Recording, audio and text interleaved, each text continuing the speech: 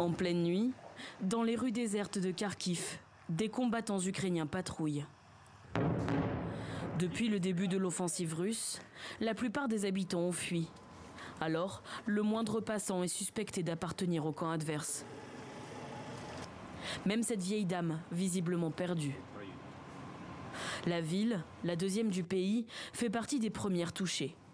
Ici, ceux qui restent se préparent à une guerre de siège. Les soldats russes sont à environ 900 mètres d'ici et les Ukrainiens ripostent. Au milieu de paysages désolés, les soldats ukrainiens circulent à bord de véhicules remplis de munitions, déterminés à résister.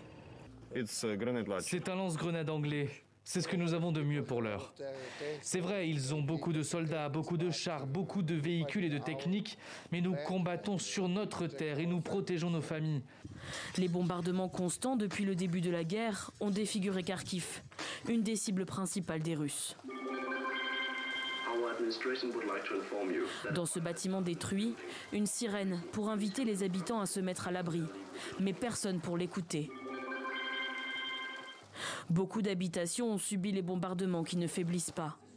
Nombreux sont ceux qui se calfeutrent chez eux ou se réfugient dans le métro, devenu une ville souterraine. J'ai peur pour ma maison, pour la maison de mes amis, très peur pour tout le pays et peur pour moi-même, bien sûr. À Kharkiv, tirs et frappes sont constants, racontent les habitants. Mais il n'y a pas eu de tentative d'assaut depuis plus d'une semaine. Le président ukrainien a parlé de crimes de guerre concernant les bombardements qui ont frappé la ville.